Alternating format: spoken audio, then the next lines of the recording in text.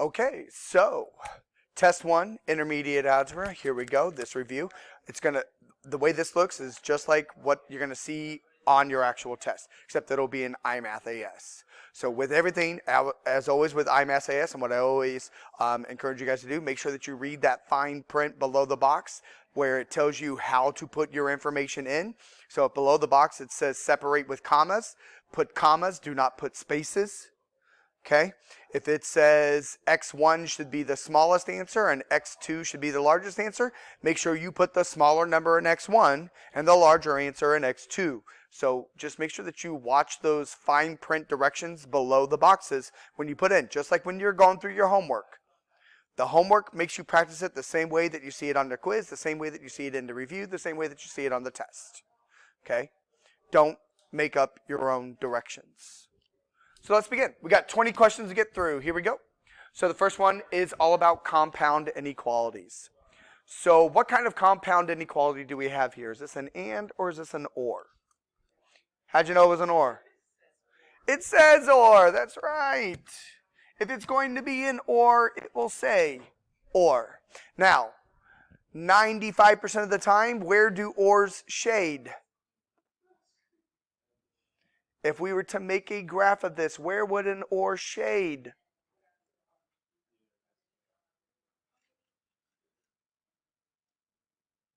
And it's okay if you want to look at your notes and all that. An or here.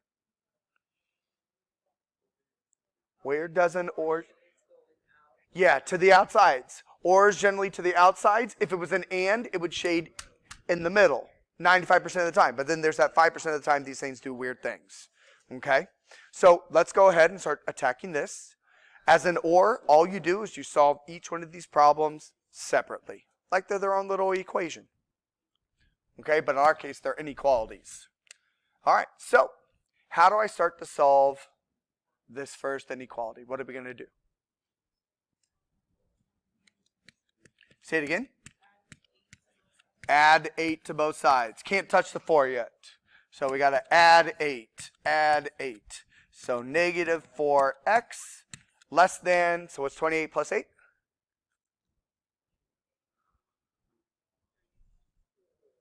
Nope. 36. You got it. All right, now what do we do? Divide both sides by what? Negative 4. Good. So divide both sides by negative 4. So x. Ooh, how'd you know the sign flipped? There you go. Yeah, if when you're getting that variable by itself, if that denominator is negative, when you divide the bottom number, if it's negative, you got a flippy. We don't care what the numerator's doing. We care about the denominator. And if this guy down here is negative, like what we have right here, you got to flip that sign. So what is 36 divided by negative 4? Negative 9. Because a positive divided by negative is still negative. Okay? Any questions so far? All right, so now we're going to come up here and we're going to solve this one all on its own. Okay? So we've got x plus 7 less than 5. So how do we solve that one? What are we going to do? Subtract 7. Good. Minus 7. Minus 7. X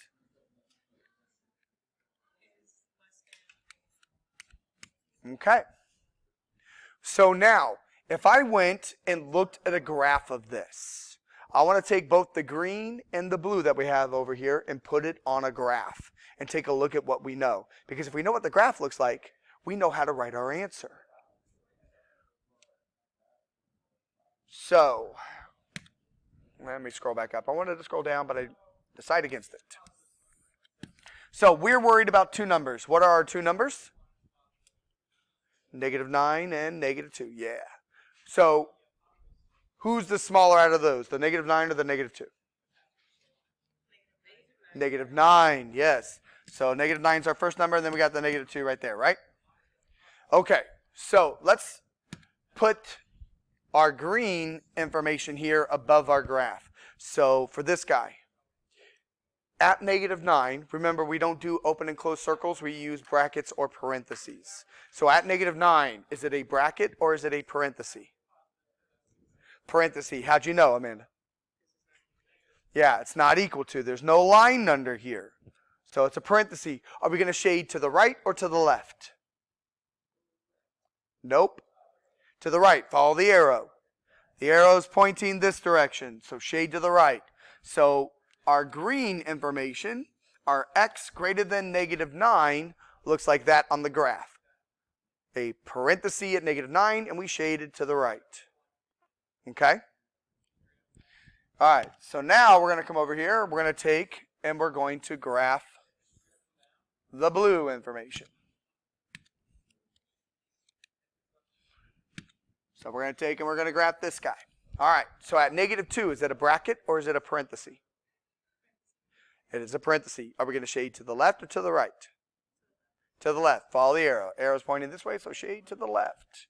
So -2 looks like this. Okay? Now,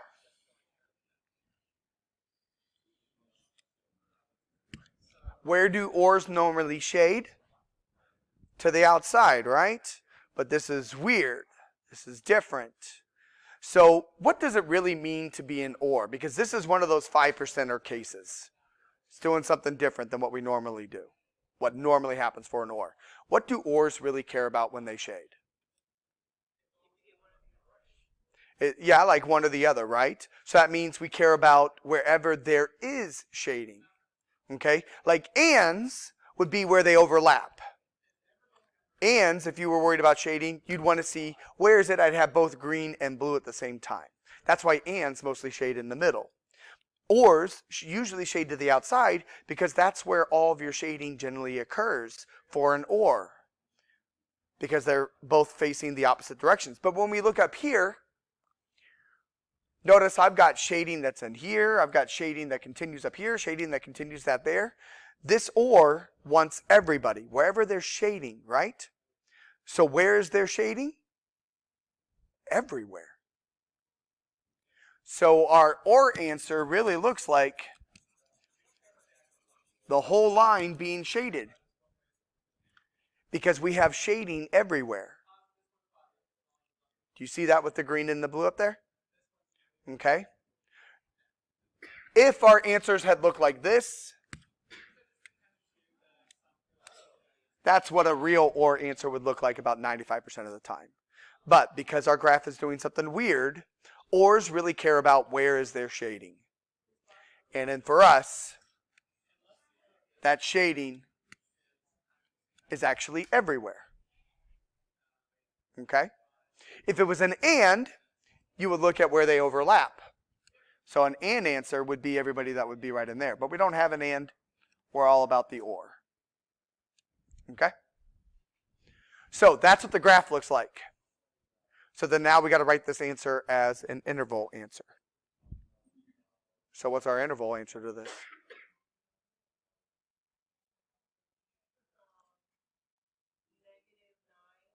Nope. Because what's the lowest we start? We start out here at the arrow, right? Who's the arrow? Negative infinity. You got it. Negative infinity. Where are we going? To positive infinity. Brackets or parentheses around those? Parentheses. There you go. The answer is all reals. Every number works. There isn't a bad value. Okay? Does that make sense? Okay. All right. If it was truly an or answer like this, just to kind of talk about it since we're talking about ors, if it truly did look like that, say, then your answer would be from negative infinity to your -9, union your -2 to positive infinity. Does that make sense? Because where's my shading? Well, it's from -9 on down. And where's my other piece of shading? From -2 on up. So this is really what an or answer really looks like. But what we had down here was one of those 5%er cases where it doesn't shade just to the outside. Okay? All right, enough on that. Moving on. So now we're going to solve an absolute value equation. Yay. All of you are really good at solving absolute value equations and really getting half the answer. Because how many answers are there really truly for absolute values? There are 2. Most of you are really good at getting the first answer. It's when we make the second answer that we tend to mess up. Okay, so let's try and hopefully fix that and make sure that it's real clear on how to do this. Again, we're solving absolute values, so there are 2 answers. The note right here, make sure that your answers stay as fractions or as an integer. That means no decimals. Okay? And I believe that same note was on the previous one. So, well, okay, we were doing interval notation, but in that interval notation, make sure that your numbers stay as integers or fractions. They don't want a decimal in that. All right. So, again, as we said, there are 2 equations. How do we get the first equation? This is the one you're really good at. How do we get the first one?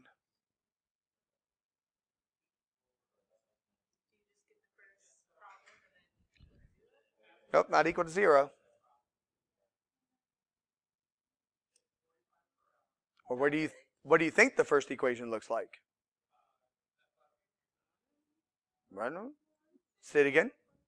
-1, +1? No. 2x minus 1 equals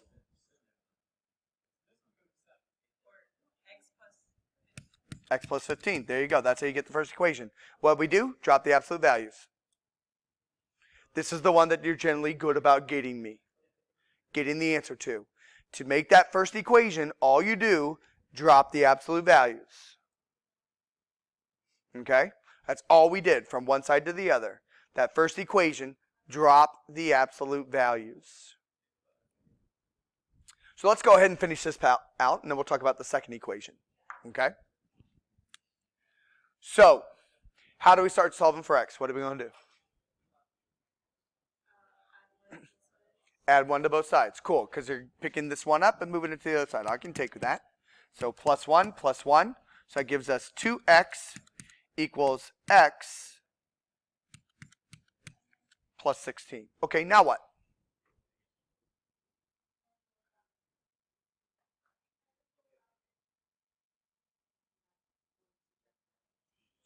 Good. We got to bring this x right here over to the other side. So how do I get rid of a positive 1x? Because there is a 1 that's right here. Subtract 1x.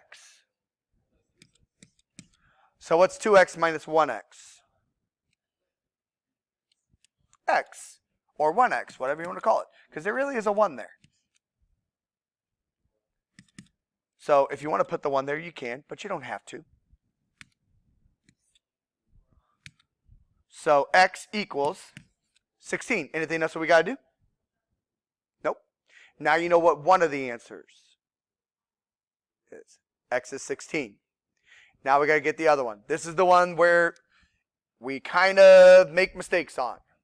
So hopefully I can fix that and make sure that you understand that, oh, this is what I need to do every time. So the second equation. How do we make the second equation? Or you can tell me what you think the second equation looks like.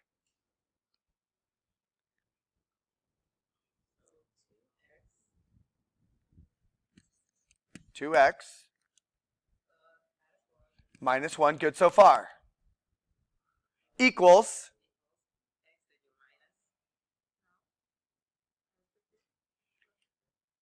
so say that again. X minus 15, close. Close. I like the minus 15. And it's also a negative x. Yeah, when you make the second equation, you drop the first absolute value. And then on the second side, you make everybody its opposite. Oh.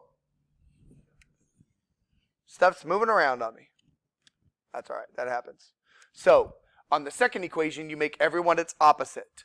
So the positive x here became a negative x. The positive 15 became a negative 15. If one of these numbers up here was negative, like say this was x minus 15 inside my absolute value, then over there I would have had negative x plus 15. Okay? So whatever you do on this second side over here, you make everybody their opposite signs. That's how you make the second equation. Drop the absolute value on the left, make everybody the opposites on the right. And all we do now is solve, and that's it. So how are we going to solve this equation over here now? Say it again. Plus 1. Okay, so start out the same way. Plus 1, plus 1. So 2x equals negative x. What's negative 15 plus 1? Negative 14. Now what?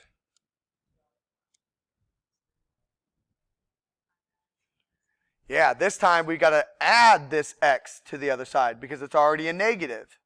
So we're going to add x. Add x. So what's 2x plus x? 3x equal to negative 14. Now what? Divided by what? You got it. Divide by 3, divide by 3. And what you need to do, if you go to your calculator, that's going to kick out a decimal. But make sure that this right here is a reduced fraction. Because if you go to the calculator, like I said a moment ago, this is going to be a decimal. So we need to make sure that this fraction is reduced. If you remember, in class, I showed you where your best friend, the fraction keys are. Where are they at?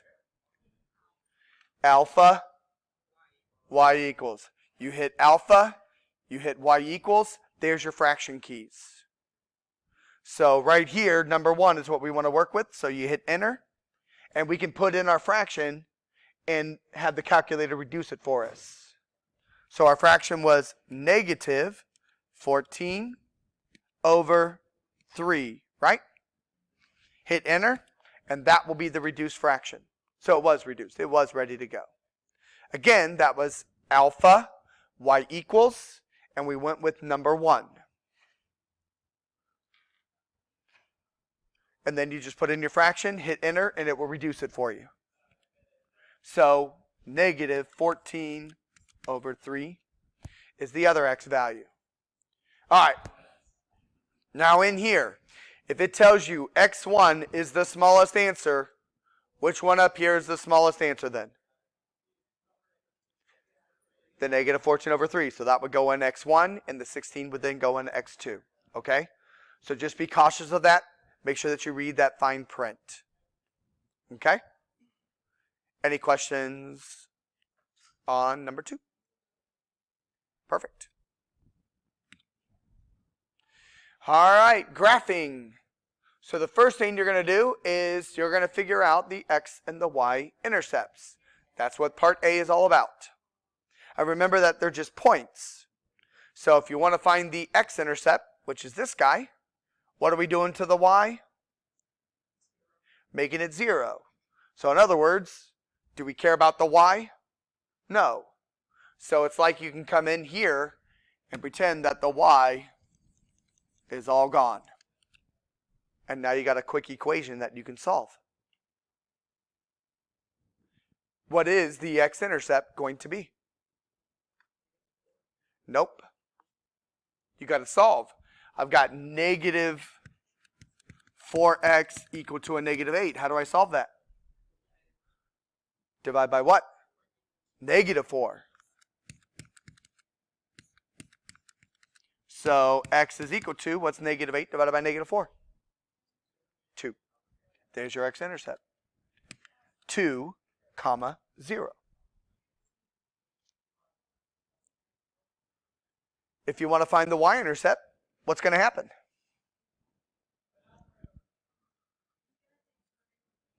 Yeah, you just get rid of the x, right? Because x is 0.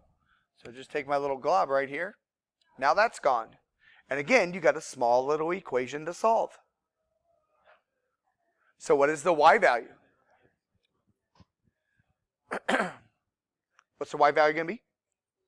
4. Positive. Because you'll end up dividing by a negative 2, and negative 8 divided by a negative 2 is a positive 4. Oops. Works if I actually am writing.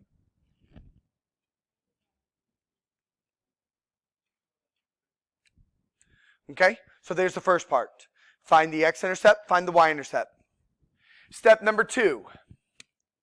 All you're going to do is graph the line. So you'll, from your graphing tools down here, you'll pick the box that looks like this. Okay? So from your little graphing tools that are right down here below,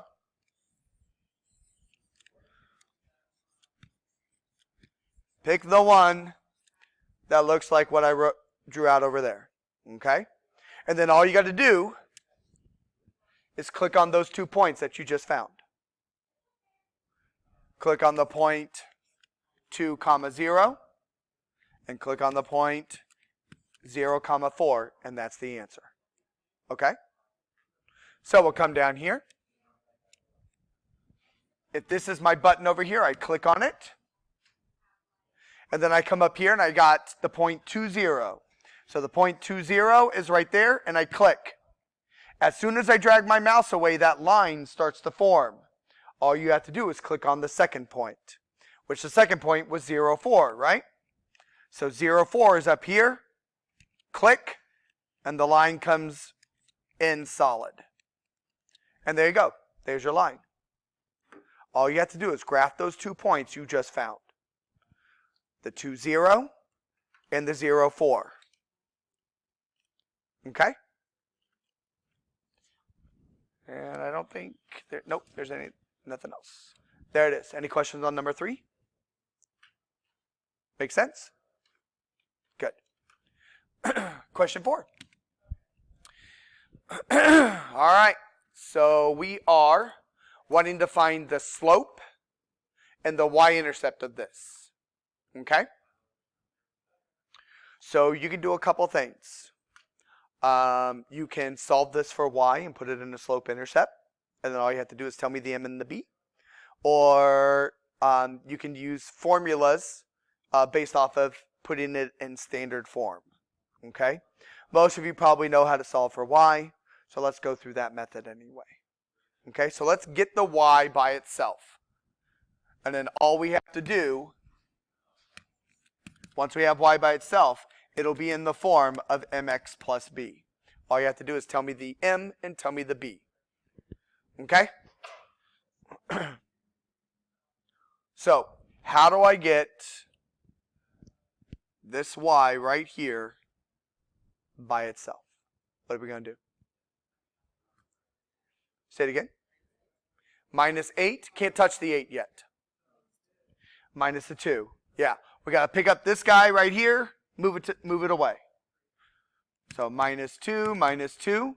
So negative 5x plus 8y equals negative 2. And this is actually the standard form for the equation. So if those of you that knew the formula for slope, which is the opposite of a over b, you could find the slope there. And if you know the formula for the intercept, which is c over b, you could use this and do that real quick and get to those answers. But most of you, again, we're solving for y. We're doing some converting. So now, how do I continue to get the y by itself? Yeah. Take the negative 5x, move it to the other side by adding. So plus 5x plus 5x. So we've got, I'll just move it out to the side over here. 8y equal to, do these two get together? No. So you write them side by side. What do you want me to write right here? 5x, I like that you're putting the x part first. And then what? Negative 2 or minus 2. You could also have negative 2 minus 5x or plus 5x. Same thing. So if you wrote this, it's all good. It's still the same thing. But normally we like to write the x part first. All right, now what? Divide by 8. And how I always talk about this is I say divide every number by 8. Okay? So, y is equal to, this is where, again, we use that calculator fraction key function for us and reduce all of our fractions down. So we go to our calculator, we use alpha y equals, and we put in the 5/8 and reduce it. What does 5/8 reduce to? 5/8. It stays the same. It is in its lowest form. -2/8. What does that reduce to? 1/4. -1/4. Now you have all the information that they want. And so down here, all you're going to do is write it as an integer or a fraction. Now, please be careful. Up here, if you look in the directions, it says the y-intercept is in the form 0, b. That little extra sentence right here, this part right here is junk. Ignore that. They do not want the y-intercept as a point. They just want the value. Okay? They want to know what is b. Okay? So when you're down here looking at this, do not make this a point. Just tell us the number. So when we look at our equation over here, y equals 5/8, x minus 1/4. Who over there is m? The 5/8. That's right. The number that is with the x is the slope. Okay? So in here, you're just going to put 5/8. Who's your b? The -1/4. And I like that you said the negative part. That's your b. So -1/4. Okay? Make sure that you include signs with your two numbers. Again, if you are working from standard form, the -5x plus 8y equal to -2. Another way to do this is, like I said, there's a formula for m. It's the opposite of a over the b value.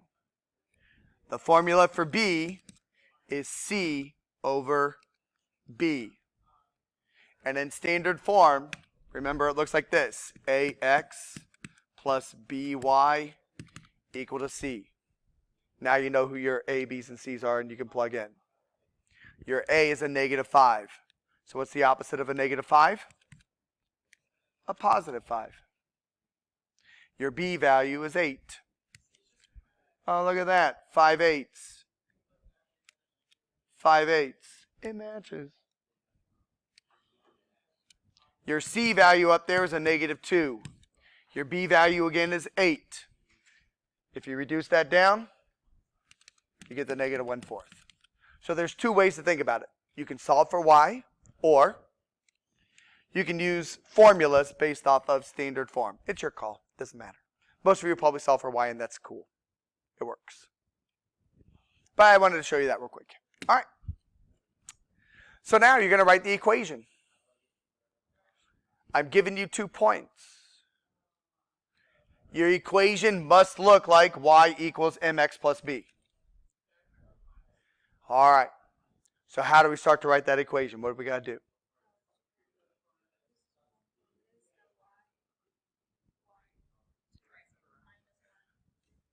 Yeah. You're getting it. So the first thing you got to do is you got to find the slope. And there's that formula, y2 minus y1 all over x2 minus x1. Take the 2.5 seconds up here and figure out who is x2, x1, y1, y2, all that stuff. So a point, they're made up of what two variables again? What two variables make a point? I'll give you a hint. They're on the board over here. X and y. There you go. Points are made up of x and y. So Since this is the first point, that's x1, y1. Since this is the second point right here, that's x2, y2. Go ahead and mark that down. Now you know exactly who you need to steal and where they need to go.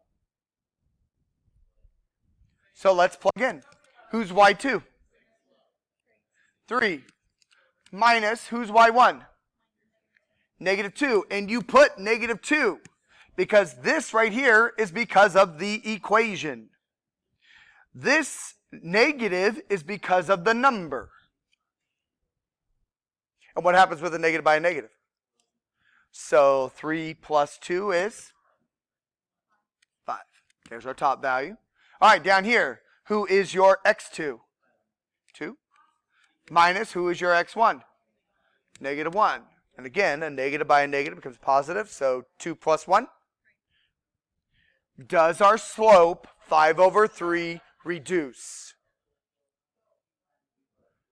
Does our slope? No, it won't. And again, you can check it in the calculator. Do your alpha y equals. Put your equation in, 5/3, hit enter, and it will still stay 5/3. Okay? Now, we're going to continue. What are we going to do next? What do we need to do? We got to find b, right? And in order to do that, what do I got to do with those points?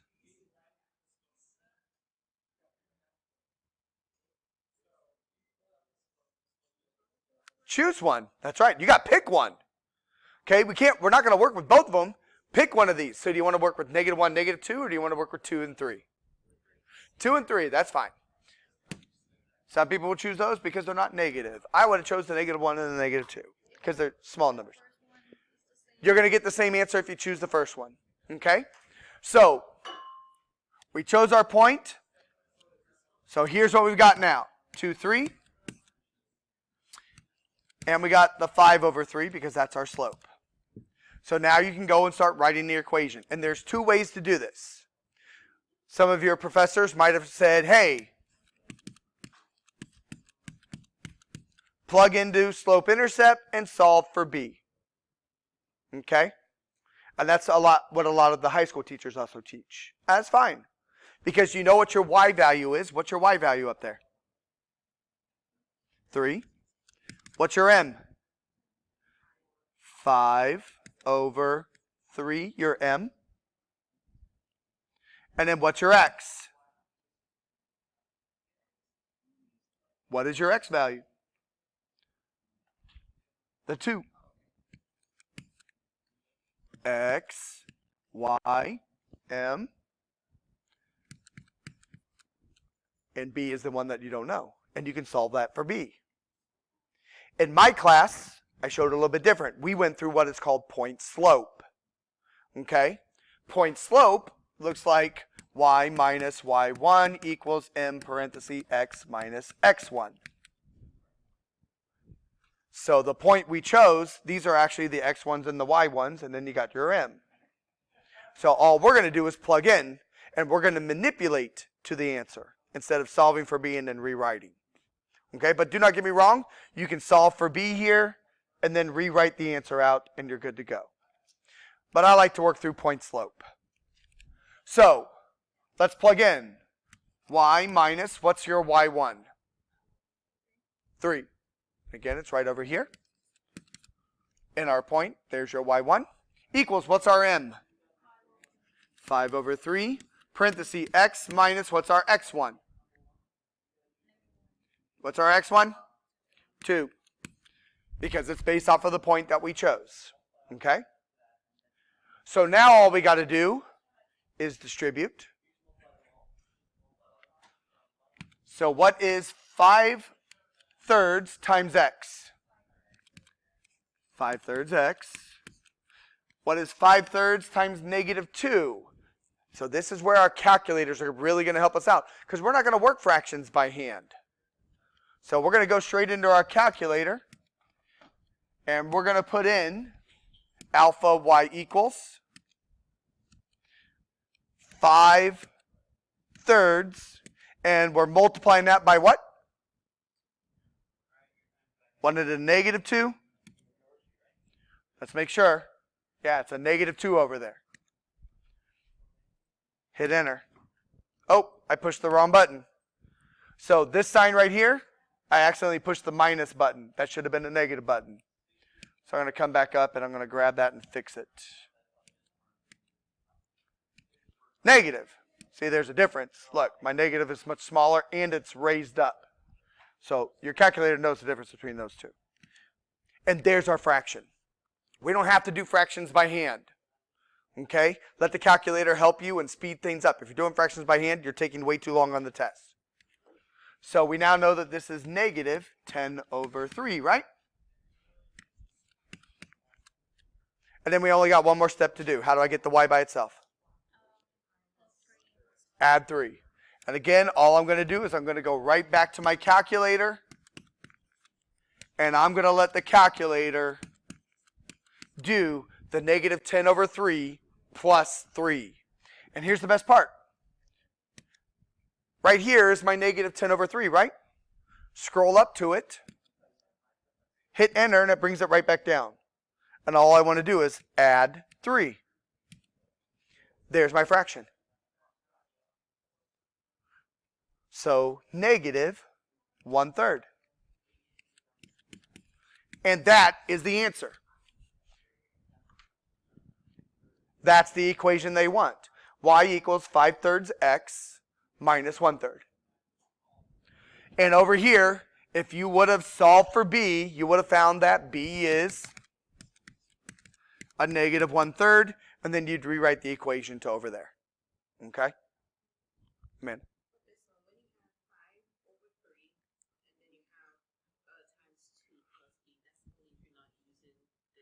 Yeah. This over here, you only do this if you're not going to go through point slope. Okay? It's two different methods. All right? So you pick the way that you want to go, however you were taught. I always teach my students to go through point slope, but I know some professors and I know high school teachers definitely like you to just stay in slope intercept and use that equation over and over and over again. Okay? But right here, this is our answer. Y equals 5 over 3x minus 1/3. All right? So we're doing it again, but we changed the situation this time. We do want to write the equation, but this time we're going to be dealing with parallel and perpendicular, and we've got an equation for a line over here, and we got a point that's over on the other side. So these are one of those questions you need to be very, very careful with. This is one of those questions that is missed most on the ACT and the SAT. They love this question. Okay? The thing is, you just got to make sure that you break it down and you put stuff where it goes and understand where stuff goes and what's really going on here. It's kind of like a mini word problem we have here. So in my courses, I teach my students how to kind of take this information and break it apart. Okay? So in my courses, how I tell them to deal with this, you're really dealing with two lines. You have a line 1, you have a line 2, and there's some sort of relationship between them. That's what this whole problem is about. A line 1, a line 2, and a relationship. My students, anyone remember what goes under line 1? The equation. They always give you an equation, put it under line 1. What goes under line 2? No, line 2. The point goes under line 2. And the relationship is whether you are parallel or perpendicular. Okay? So that's how I have my students attack this. I have them do a setup where they pull the information and we put it where it needs to go. Okay? So line 1 is all about the equation.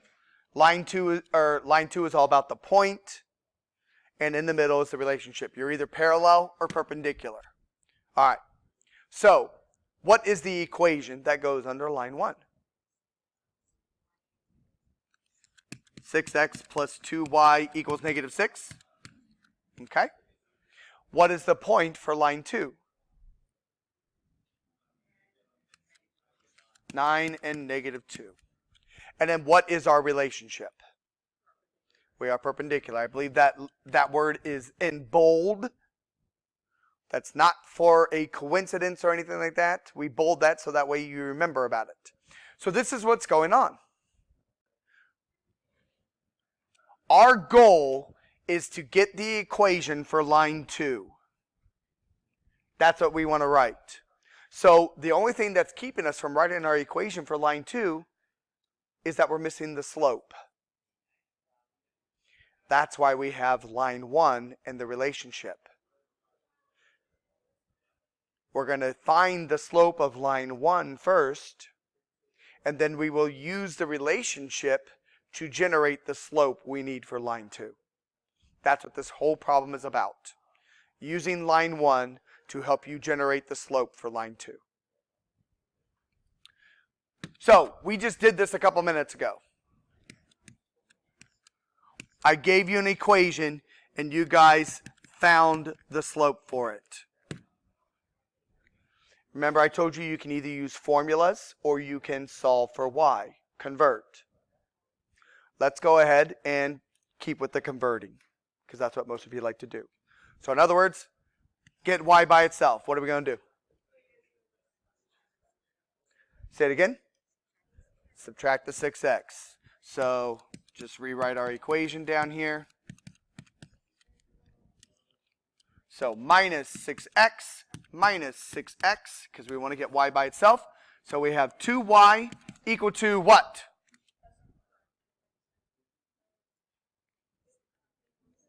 Negative 6x, and what was the last part? Minus 6. All right, now what? Again, we want y by itself. Yeah, to get y by itself, we got to divide by 2. Divide by 2, divide by 2. So y equals, what's negative 6 divided by 2? Negative 3, perfect. X, and what's negative 6 divided by 2? Another negative 3. There's our equation. That's not the end answer, though. This is our equation that will tell us the slope of line 1, which is what? Negative 3. It's that guy right there. That's our slope. Does that make sense so far? Okay. We did that earlier when we had an equation and we wanted to find the slope and the y-intercept. All right, so now that we know the slope of line 1, now that we know this, the slope is negative 3, our second step is to use the relationship.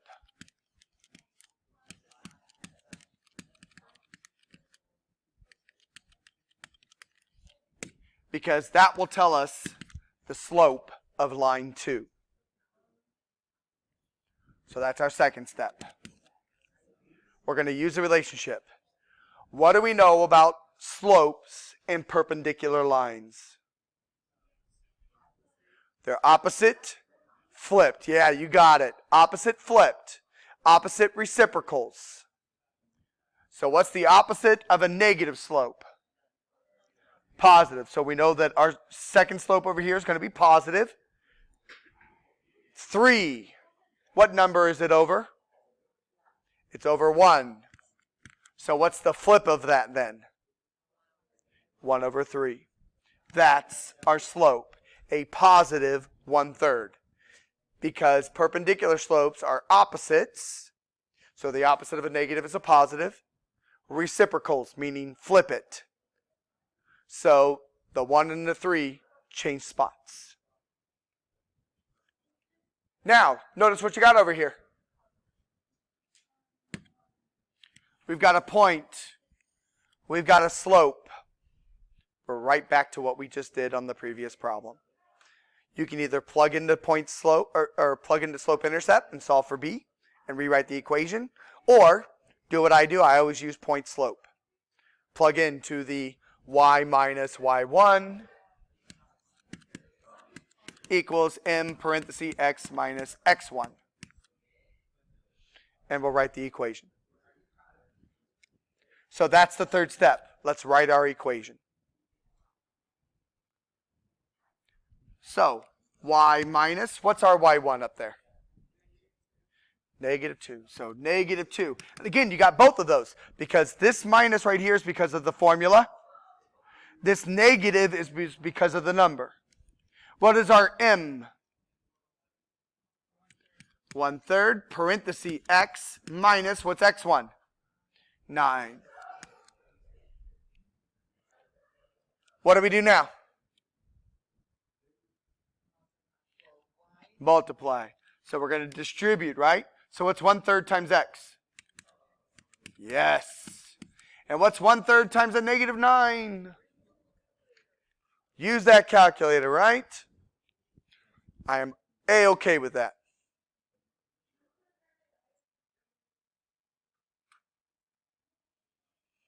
One-third times -9.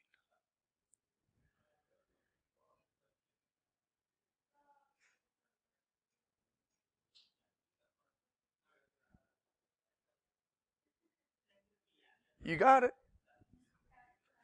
-3. And then over here on the left side, what do we really have? Y plus 2. Perfect. One more step. Get that y by itself. What are we going to do? -2. You got it. -2 minus 2. Y equals 1/3 x. What's that last number going to be? -5. That's the equation we need for the final answer. Does that make sense? Definitely a different way to kind of approach this problem and get it out of all the words and into something that you can actually kind of work with. And I always work from left to right. Start with line 1, get the slope. Use the relationship in the middle to help you get the new slope. And then it's all over but the crying because you're going to write the equation using point slope. All right, question number 7. So this is twofold. The first thing is you need to find the slopes of line 1 and line 2. And then the second thing you will do is you'll tell me if they're parallel, perpendicular, or neither. Okay? Again, we have been finding slopes for these past few problems. All we need to do is for line 1 is to get the y by itself. Or again, you can use the formula that I talked about a minute ago about slopes when you're in standard form, because line 1 is in standard form. Line 2 is already ready, pretty much ready to go. What do we know about line 2? What is the slope for that one real quick? -7, because it's already in slope-intercept, y equals mx plus b. So you already know that answer. That is -7. All we have to do is figure out line 1 now. So -2y plus 14x equal to -4. How do I get y by itself? So how do I move a positive 14x? Perfect. So we got -2y equals what? Perfect. -14x minus 4. And now what are you going to do? Divide by what? Nope. -2. Yeah. Divide by a -2. Every number gets divided by a -2. So we end up with y equal to, what is -14 divided by -2? 7. Perfect. X, what's a -4 divided by a -2? So what is the slope for line 1? 7. So there's the first part. That's part A. Slope of line 1 is 7. Slope of line 2 is -7. Now, the $50 million question. Are they parallel, perpendicular, or neither? They are neither. What does it take to be parallel? They have to be the exact same. These are not the exact same. This is a +7, that is a -7. That's not the same. Okay? Even though, yes, they both have 7s, but one is a positive version, one is a negative version. That doesn't count. What does it take to be perpendicular slopes again? Opposite and flips. We have opposites, but we do not have the flip part. You need both for perpendicular to happen. So that's why it is neither. Cool beans? All right. Question 8. We need to know, is this a function? Yes or no? No, why? Because the 18 is repeating. In order to be a function, your x's cannot cheat. Your x's cannot appear more than once. 18 is an x value, and it appears twice in the x value place. Your x is cheating, so it is not a function. So you circle no. Cool? Yeah, once we get past those linear equation stuff, this stuff starts to pick up pace. It'll start to get a little bit faster on your exam. You've gotten through all the hard-working ones. All right, number 9. So they want to know which graphs down below are functions. Okay? In order to tell if a graph is a function, we're going to use a test. Do you remember what test this is? You don't know yet. Or do you know, Amanda? What? Yes, what kind of line? It's a V word. Vertical line test. You're going to use what is called the vertical line test. Remember, vertical line test just means that you're going to draw in vertical lines. As long as it only hits the graph once, it is a function. Okay? So like on A, if I draw on a vertical line, how many times did I hit it? Once. If I draw on a vertical line, how many times did I hit it? Once, right? If I draw on a vertical line, how many times did I hit it? Once. Is there any vertical line that will hit more than once? So A, is that a function? Yes. So A is an answer. But we're not done because those directions say select all that apply. So there could be more than one. So if we look at the next one, B. If I draw in vertical lines, how many times do they hit the graph? Once. Is it a function? All right, so I know you're looking at right in here. I promise you that if you draw a vertical line in there, it will only hit once. It is still moving towards from left to right. It's not actually vertical there. Okay? So if you do draw a vertical line in there, even though it looks like it hits more than once, when I drew my line in, it really only hit once. So is B a function? Yes. B is also an answer. Is C going to be a function? No, because right here, if I draw on my vertical line, how many times did I hit it? I hit it twice, right here. That's bad. So that is not a function. What about D? Is that a function? Yes, because anywhere where I draw on a vertical line, I'm only going to hit my graph one time. So D is also an answer. What about E? What do you think? Yes, absolutely. Again, anywhere where I draw on a vertical line, I'm only hitting my graph once. What about F? It's not, because it is a vertical line. Vertical lines are not functions. So, all of our answers for this one, A, B, D, E. C and F are not functions. Cool? It's called the vertical line test. When you're looking at a graph, use the vertical line test. If you hit the graph once, and only once with each vertical line, it's a function. The moment you hit your graph more than once, not a function. All right, question number 10. It says evaluate the function. Over here, what variable used to be in here with the -1?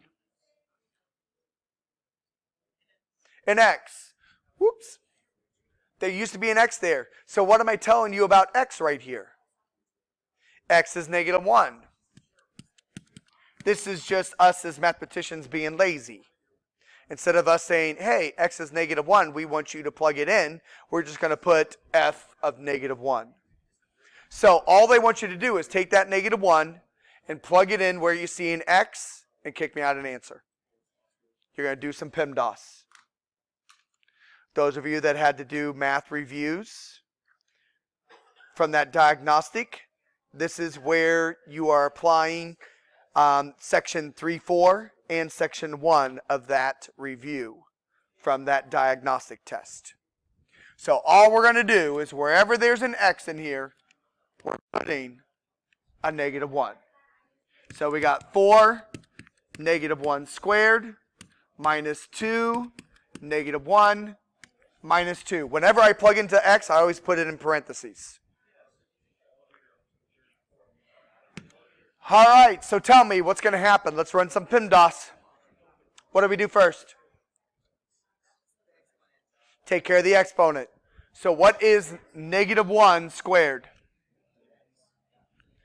So we now have 4 times 1 minus 2 times negative 1 minus 2. What are we going to do now? We got to multiply. Take care of all multiplication from left to right. So what is 4 times 1? 4. What's a negative 2 times a negative 1? And then a minus 2. Now what are we going to do? Add and subtract from left to right. So what's 4 plus 2? 6. What's 6 minus 2? Now you know the answer. The answer is 4.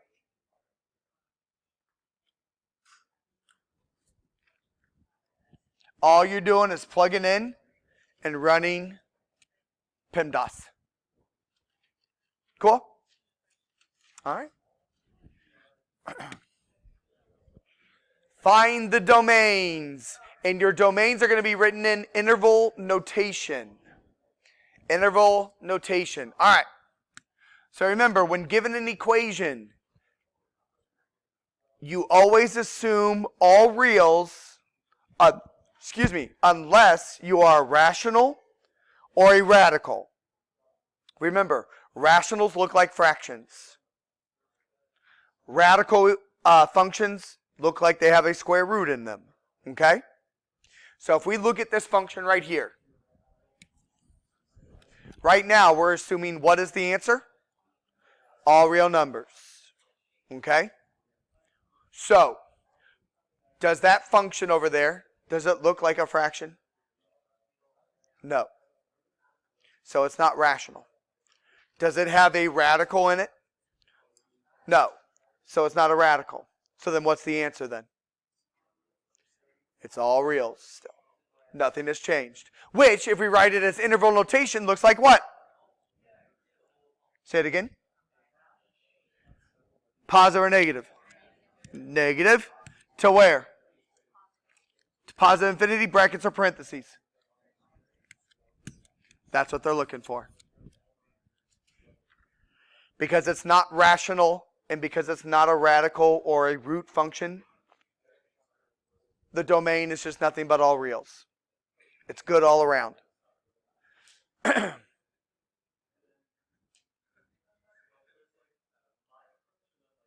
Okay? Finding domain. Here's our function. Right now the domain is what? All reals. Unless it's one of our two functions. Does it look like a fraction? Nope. Does it have a radical? So now we got to worry about the radical. So our domain is now changed. Okay? In the end, we do want our answer again in interval notation. So, in order to find the domain of this, what do we do with this piece under the radical? And how do I make it an equation? What am I going to do with that piece under the radical? Not equal to 0. Wrong one. Greater than or equal to 0. This is the greater than or equal to 0. Because numbers under our radicals cannot be negative. That's why we set it greater than or equal to 0. Because that means we are making sure that none of the values are going to be negative. All we got to do now is solve. So what do we do?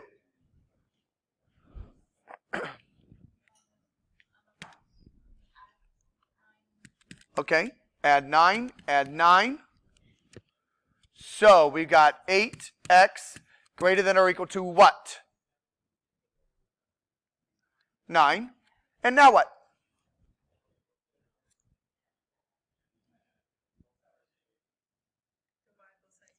Divide both sides by 8. You got to get your x by itself. So, x, does the sign stay or does it flip? Stays, because our bottom number here is positive, so leave it alone. And then you just got to check, does 9 over 8 reduce? No, because they do not want decimals. You got to leave it as 9 over 8. Now, all you have to do is interpret this information into interval notation. So we want all the numbers at 9 over 8. Do we like the 9 over 8? Yeah, we do. How do we know? Why do we like this? No, it's because it's equal to. You're equal to. That's why we like it. If we weren't equal to, then we wouldn't like that number. So is this going to be a bracket or a parenthesis for 9 over 8? A bracket, because again, we're equal to. We like it. So we want all the numbers starting at 9 over 8 and above, right? What does that look like in interval notation? What are we going to start with? Nope. You're going to start at 9 over 8. That's the lowest we can be. And it's a bracket, you told me. And where do we go then? To infinity. The lowest we're going to be is at 9 over 8. And then we're going to go on up from there. If it was a less than or equal to sign, then you would have started at negative infinity and then went up to the number. Okay? But since we are greater than, it starts at our number and shoots up towards positive infinity. Okay? There's the answer right there. Cool beans so far? All right. Next problem. One more, find the domain. So again, here's our function. Right now, our domain is what? All reals, unless it's a rational or a radical. So, this thing look like a fraction? Yes, it does. So this is a rational. How do we find the domain for a rational? Take the denominator, okay? So the 14t minus 31, and what do we do with it? This is the equal to 0 one. Set it equal to 0. And now all we got to do is solve. So what are we going to do? How do I get the t by itself? Add 31 to both sides, okay? Plus 31 plus 31. 14t equals 31, okay? Then what? Divide by what? 14, good. So the question is, does 31 over 14 reduce? You do not think so. Well, I don't know. I yield to you. No. All right. So then we got to leave it as 31 over 14. Now, let's talk about this. The reason why we set the denominator equal to 0 is because we cannot divide by 0. And we found the number that makes 0 in the denominator. So do we like this number then? Do we like 31 over 14? No, we don't. This is the number that we're going to throw out. We like every other number but this one. Because again, this is the number that makes the denominator equal to 0. And we cannot divide by 0. Our calculator says it's error every time. So this number that we have right here, we do not like it. So if we're going to write the interval notation for it, I need to invite every number to the party but this one. How is that going to look as interval notation?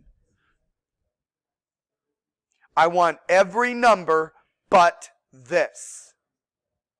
How does that look as interval notation? Where do we start? Negative infinity. And where are we going? We're going to go up to the number, right? And again, do we like this number? So is that a bracket or a parenthesis? Parenthesis, because we do not like it. Now what? Because that's not every number.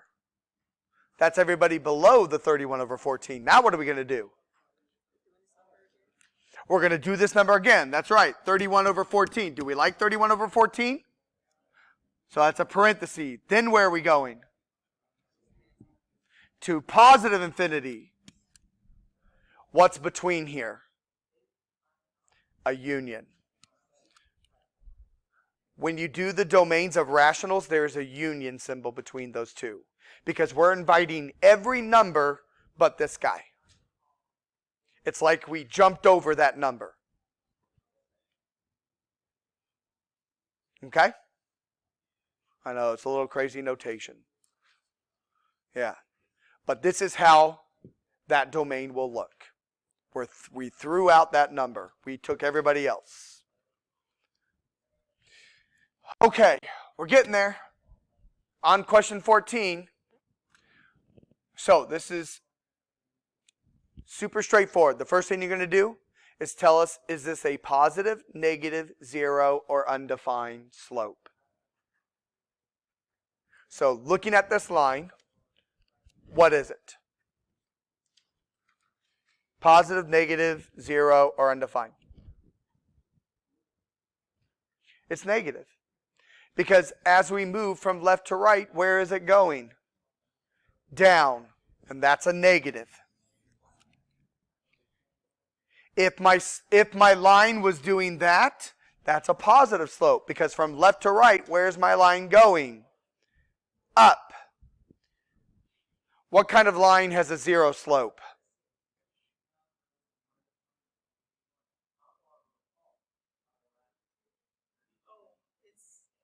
Horizontal. So if you had a horizontal line, that would be a zero slope. Who is the undefined slope then? Vertical. So make sure that you are aware of that information.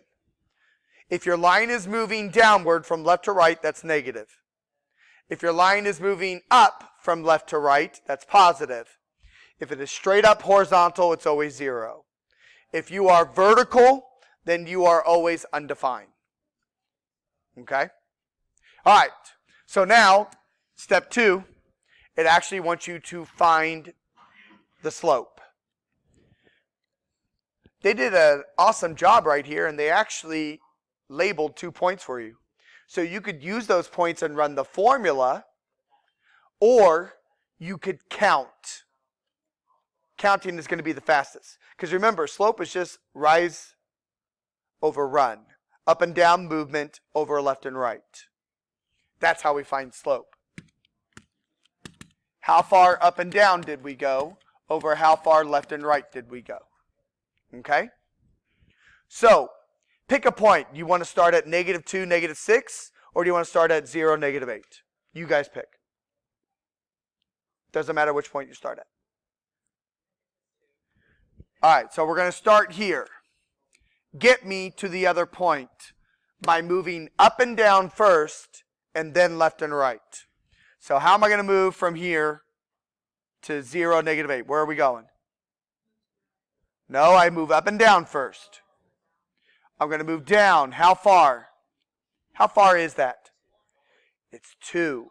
Look at how the axis is counting here. It's counting by 2s. So we went down 2.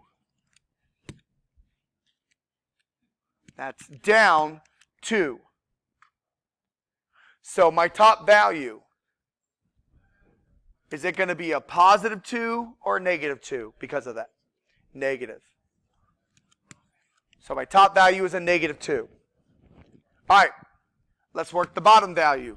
Now where am I going to go? To the right. How far did I move there?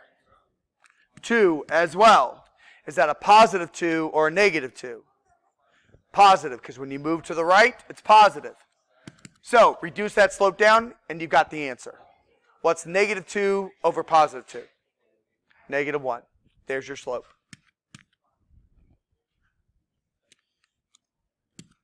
Again, you can run the formula of y2 minus y1 divided by x2 minus x1. It works the same, but if I can count it, I normally count it. It's much faster. So just be careful if you do count. Make sure that you know what your axes are counting by. Our axes up here, the x was counting by 2's, and the y was counting by 2's. So just make sure that you are observant on that if you're going to count. Cool? Question 15. So again, this is just evaluating, but this time we're looking at the graph. Again, what variable was right here? That was x. So what you're doing, if you're thinking about this graphic-wise, they're telling you that the x is 3. They're wanting you to figure out the y value. Does that make sense? So we're going to go over here on our x-axis to where there's 3, and then all we're going to do is go down to our graph. So here's 3. Our graph is right there. What's the y value? Congratulations, you have evaluated. They told you the x value. All they want you to do is figure out the y value. So go over to where x was 3, and then all you had to do was go find the y value on the graph, which is at -2. And that's it. Any questions on that one? All right. 16 word problems. Yay! Everyone's favorite. So the first thing you're going to do is you're going to write the equation. Your word problems come in one of two forms. They're either giving you 2 points, or they're telling you the slope and the intercept. When you look up here, what are they giving us? Are they giving us 2 points, or are they giving us the slope and the intercept? They're giving you 2 points. How we know that is because they gave us 4 numbers. And each sentence is a point. So sentence number 1, we have 1987 and 13.4. So what's the point look like then? 1987, comma, 13.4. There's your first point. Our second sentence says we have 1996 and 16.1. So what's the second point look like? 1996, comma, 16.1.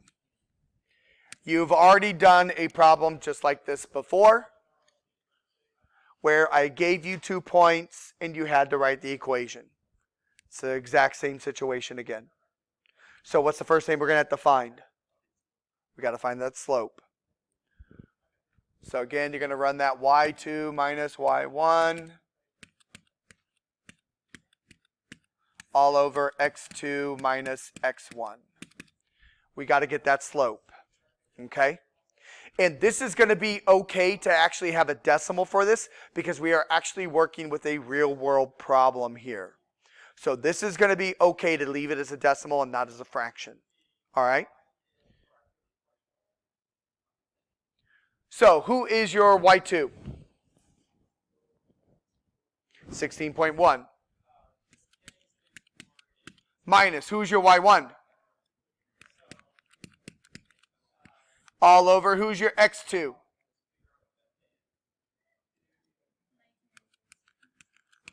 minus who's your x1? Okay. So we need to do some subtraction. What is 16.1 minus 13.4?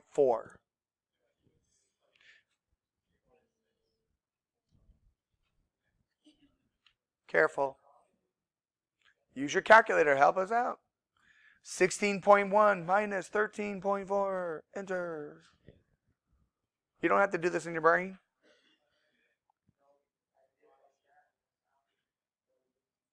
$2.7. Okay. Divided by, what is 1996 minus 1987? 9. Okay. So, in the end, what is 2.7 divided by 9?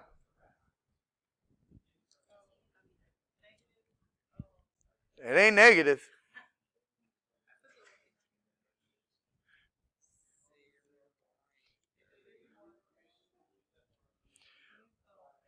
$2.7 divided by 9. What'd you get? 0.3. So that is A-okay to use for your slope. Okay? You follow me so far?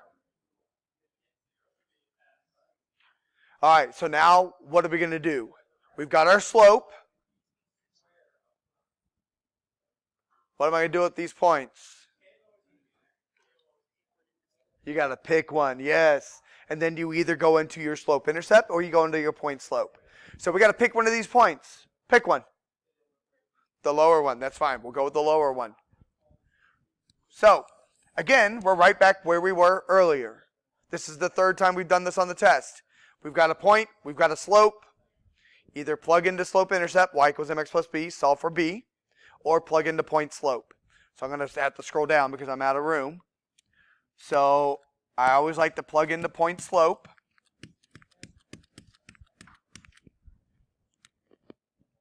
So y minus, what's your y1 from the point that we chose? All right, 16.1. Because we chose the bottom point. Okay?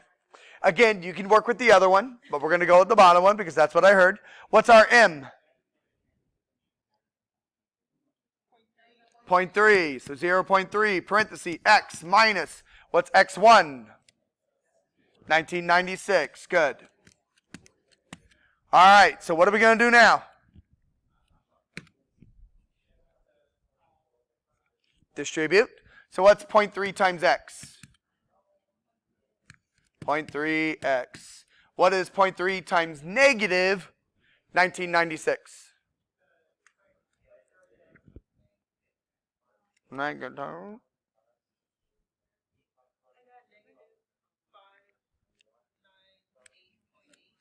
598.8.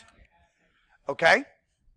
And then over here we still got y minus 16.1, right? There we go. Add the 16.1 to both sides, and we've got our equation. So y equals 0.3x. What's negative 598.8 plus 16.1?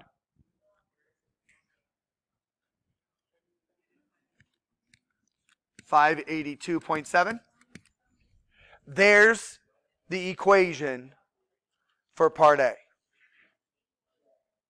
Okay? Everyone good so far?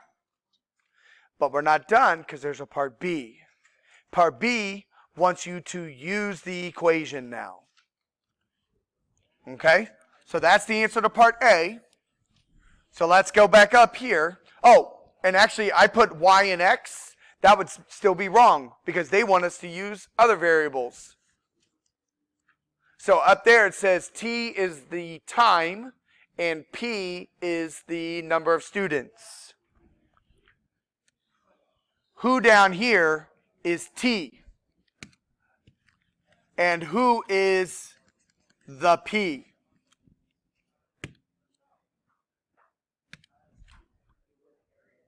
Where do you think the t goes? It goes next to the 0.3. You bet.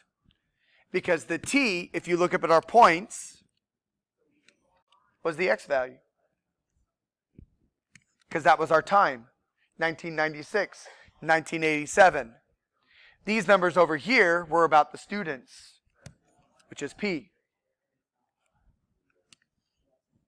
So our real equation, almost messed that up. We got to make sure that we use the proper variables. P equals 0.3t minus 582.7. There we go. Whew! About messed that up. All right, now part B, we want to use this. So we're going to plug into either the t or the p. So let's see here. So it says, based on your model from above, which is our equation that we have down there, what will be the number of students attending the school in the year 2032? So what are we going to do at the 2032? Who's it going in? It goes into time, because it's a year. So all we're going to do down here is in t right here, we're going to put 2032. And we're going to kick out an answer.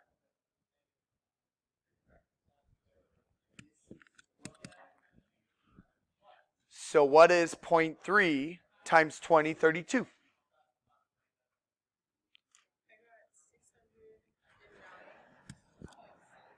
609.6. And then you're going to subtract the 582.7 from that.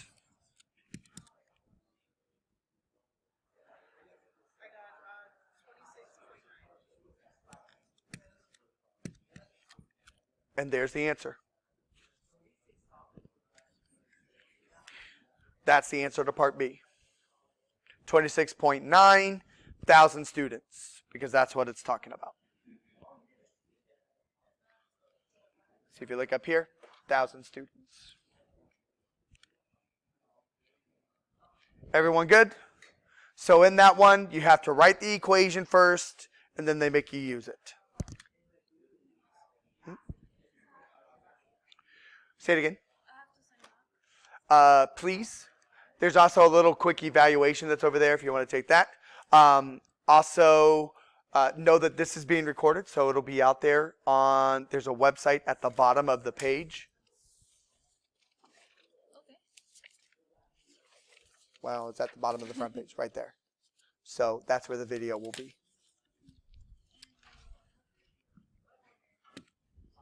Just leave that there. All right, so next question. So again, another word problem. Nothing crazy. There's only two of them. You solved the first one. Now here's the second one. So again, as we said, they're either giving you, no worries, 2 points, or they're telling you the slope and the intercept. What is this problem? Is this 2 points, or is this a slope and an intercept? Yes. This is telling you the slope and the intercept. Because there's that key word that I told you about in class.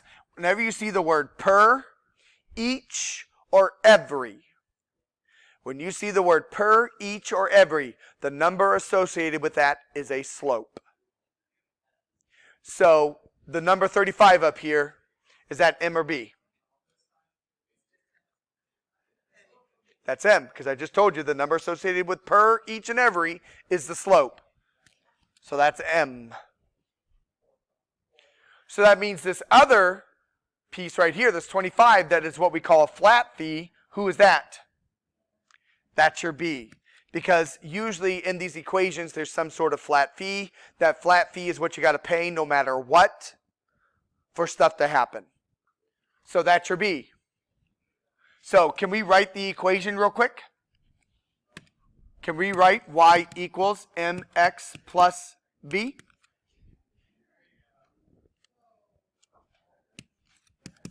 What is our equation going to look like?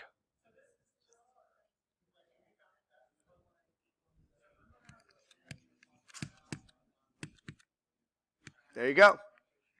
Y equals 35x plus 25. Your slope is positive because it is $35 per hour. You got to pay that no matter what. And it is plus 25 because up here it says plus the flat fee. So there's our equation. Now, just like in the last problem, you wrote the equation. Now you got to use it. So if you read this piece right here, it says find the total cost to rent the truck for 7 hours. Find the total cost to rent the truck for 5 hours. What can I do for you? Review, yes. It's almost over, just so you know. All right, so what are we going to do with this 7 hours? Plug it into x, because that's what x is all about. So, y equals 35 times 7 plus 25. So, y equals, what's 35 times 7? 245. And then you're going to add 25, and what do you get? So, dollars. That's what it will cost to rent the truck. Cool beans? All right, only 2 more questions, and they're just about different types of functions. That's it. That's the hard part. All right, question number 18. Oh, nope, another word problem. Just kidding. We got 3 more questions. I thought we were on 18. So, all they're doing here, they just want you to plug in.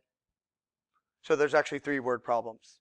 One of them is 2 points. One of them they're telling you M and B. And then this one, they made the equation for you. They just want you to plug in. So, there were 296 sunny days. Where's the 296 going? Is it going in for X or is it going in for C? It's going in for X, because up here it says sunny days is X. So all we got to do is plug in the 296 in for X and then get an answer.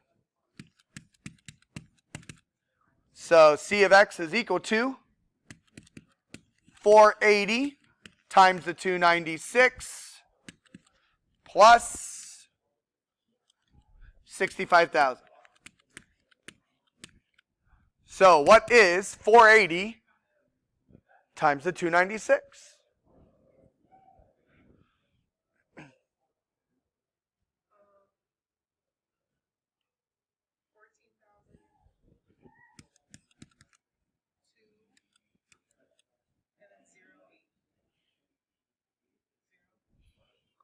Hold on. So 142,080. And then we're going to add 65,000 to that. So what do we get? 207,080.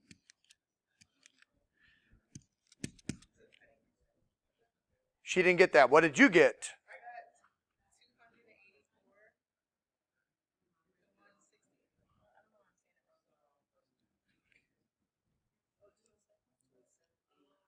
All right, so be careful. Yeah. So there you go. And it is money, because it's talking about cost. There you go. All that last one was just plug in. Take the value, plug it into one of those variables, kick me out an answer. So that's problem number 18. Now we got 2 more questions about just the functions. That's all. So, question 19. They want to know which one of these functions represents that picture. Which one of these functions represent that picture? So right here, does this thing look like a line? No, it's got curves, so it can't be this guy. So it's not a line. It's not a reciprocal, because reciprocal functions look like this. So it's not a reciprocal. Absolute functions, absolute values look like V's. Does that look like a V? So it's not absolute. You know what a quadratic looks like. Quadratic looks like U's or arches. Does this look like a U or an arch? Nope. So we've narrowed it down to one of these 3. Okay? A square root function looks like this. Does that function look like a square root? No. So now we know it's between a cube root or a cube. Let me show you something real quick.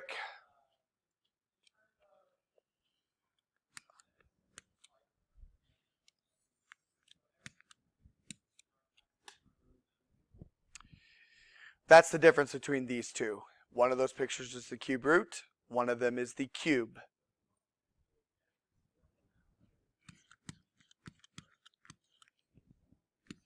They're both cubes, but this guy is the root. Cube roots are the sideways version. A cube is the vertical version. So what's the answer to this one? Is it D or is it E? It is E. This is the cube function. This is that function of f of x equals x to the third power. Okay? Last one. So it's like we kind of reverse things on this one. Here's the function. Which picture down below is that function? So what kind of function is that? It's a square root. I showed you a square root just a second ago. So which picture down here is the square root picture? A, B, C, or D? It is D. D is your square root picture. And that is what your test is going to be like. Okay? So there is an evaluation form that you can fill out. Let us know how well we did. The name of this, you can call it test review or put 1033 test 1 review.